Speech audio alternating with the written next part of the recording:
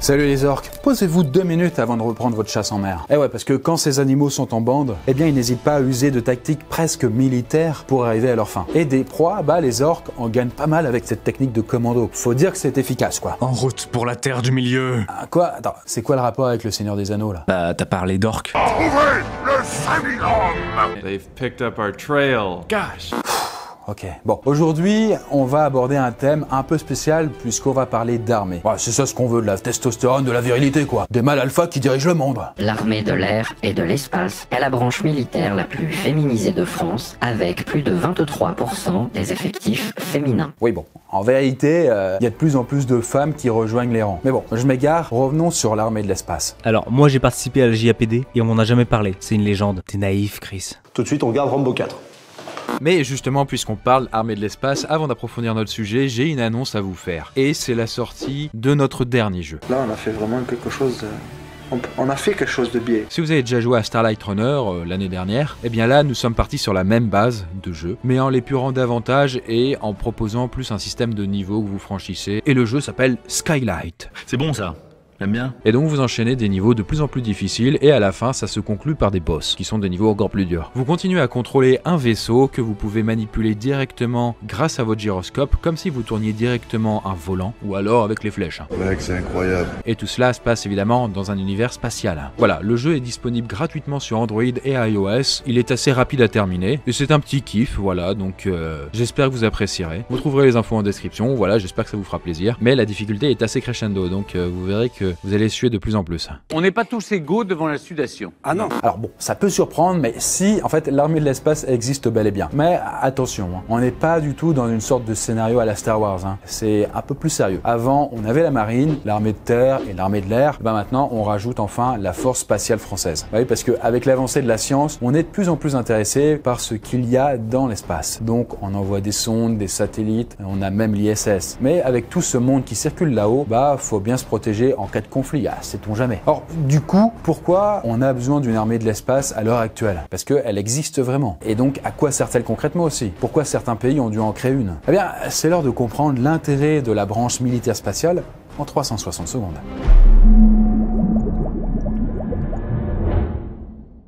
Bon, on n'est pas encore dans un remake de la guerre des étoiles, mais les États commencent sérieusement à réfléchir à une protection contre les menaces dans l'espace. Mais la force spatiale est une branche militaire très récente, mais aussi encore évidemment très méconnue. Bon, déjà parce que j'ai rarement vu 2 mecs se taper dessus sur Mars, et puis parce que bah ça reste pour le moment très défensif comme mode de fonctionnement. Défensif comme un Actimel? Alors, non, on n'est pas des bifidus actifs. En fait, quand je parle d'une branche défensive, ça veut surtout dire qu'on n'est pas censé attaquer avec. Enfin, pour le moment en tout cas. Et ils sont combien de pays à détenir cette armée? Bah déjà, la plupart des pays n'en ont pas. En fait, ça n'est qu'une minorité qui a pu en développer une. Quand on parle d'une force spatiale, il est important de bien comprendre que l'on parle d'une vraie armée à part entière, un corps d'armée indépendant. En effet, de plus en plus de pays commencent à mettre en place des programmes, des unités secrètes ou encore des composantes militaires, sans pour autant parler concrètement d'armée de l'espace. Malgré tout, il y a fort à parier que ces pays en question vont bientôt se lancer dans la course spatiale militaire grâce à leurs dernières innovations. L'Allemagne a par exemple mis en place le SARLU pour son système de renseignement au-delà de la Terre, et le Japon a élaboré un programme regroupant l'ensemble de ses activités spatiales civiles et militaires. En 2021, seuls 4 États possèdent une force spatiale. Alors on a la France depuis peu avec l'armée de l'air et de l'espace, mais on a aussi les États-Unis avec la Space Force.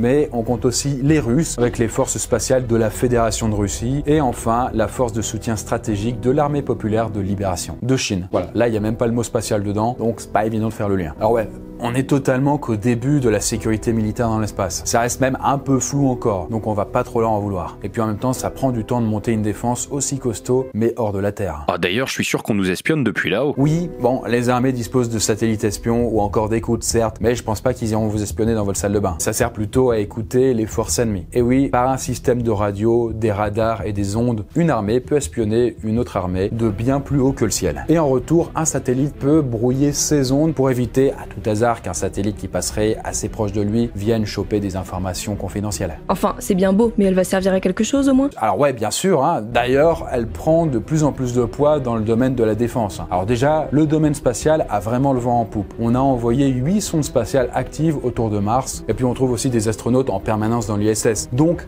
pourquoi pas créer une force militaire à ce niveau-là? La force spatiale vise en premier lieu à regrouper et coordonner tous les moyens mis en œuvre pour la défense de l'espace. En effet, il y a plus de 1500 satellites civils et militaires en orbite. Ainsi, cette nouvelle branche militaire permet de mettre de l'ordre dans les projets spatiaux, ce qui donne de la crédibilité aux pays concernés sur la scène internationale.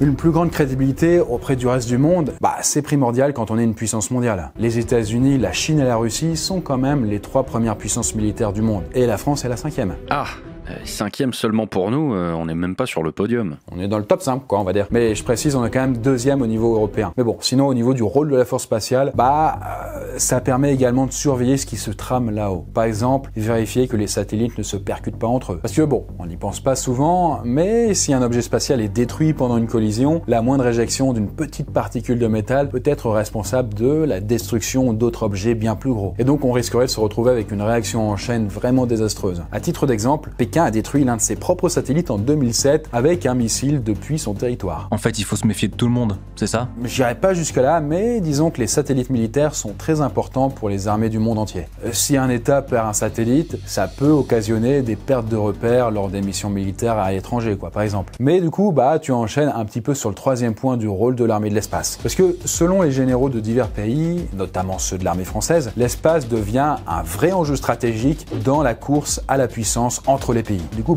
chaque pays détenant une force spatiale veut tout faire pour ne pas se faire empiéter par la puissance voisine et pouvoir se développer autour du globe sans souci. Bon, j'imagine que dans toute montée en puissance d'un État, ça risque de poser problème. Ouais, exact. Et même sur plusieurs points. Il faut savoir que l'exploration spatiale coûte environ 60 milliards de dollars tous les ans. Rien que les budgets de la NASA en 2016 représentaient 19 milliards de dollars, soit 0,5% des dépenses publiques de l'État américain. Si un pays crée une branche militaire de l'espace, il va falloir allouer un budget à ce nouveau domaine. Et il peut grimper très vite, puisqu'un simple satellite militaire d'écoute s'élève à presque 610 millions de dollars.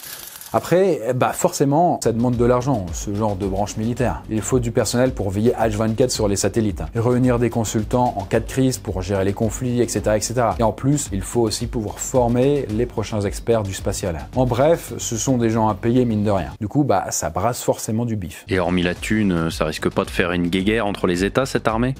Disons que du temps de Donald Trump, ça n'avait pas été des plus rassurants à ce niveau-là. Le fait que Pékin ait pu détruire son propre satellite chinois prouve bien qu'un État pourrait saboter indirectement un autre pays. Du coup, les États-Unis ont tout de suite vu une menace dans cette destruction. Parce que oui, oublions pas que c'est grâce aux satellites militaires que l'armée obtient des renseignements ou même la géolocalisation. Et si un pays détruit celui d'un autre, ça peut totalement compromettre une mission. Du coup, pendant son mandat, Trump avait déclaré vouloir l'omniprésence des États-Unis dans l'espace. America will always be first in space. You know, before I got here, wasn't looking so good. Et donc, en gros, devenir la première puissance spatiale terrestre. Ah, sacré Donald. Ouais, il avait vraiment envie de rester numéro 1 sur tous les fronts. Mais sans forcément rentrer dans le débat, ça rappelle un petit peu la guerre froide, quoi, mine de rien. Chacun est posté et sait qu'il peut déstabiliser l'adversaire, mais rien n'est encore tenté. Ouais, ça ressemble aussi beaucoup à l'arme nucléaire. Chacun l'a, mais se garde bien de la sortir. Du coup, on voit bien que l'armée de l'espace se développe au fil des ans. Mais au final, si de plus en plus de pays créent également leur propre force spatiale, est-ce que ça ne risquerait pas d'entraîner une vraie guerre de territoire, au-delà de la Terre? Et bien voilà, avant de terminer sur l'armée de l'espace, je rappelle que vous pouvez jouer gratuitement au petit jeu qu'on a créé qui s'appelle Skylight, où vous contrôlerez un vaisseau en slalomant entre les obstacles à travers plein de niveaux assez rapides. J'espère que ça vous fera kiffer, et sur ce, nous on se retrouve dans une prochaine vidéo, qui arrive très rapidement comme vous le savez. Allez, à plus.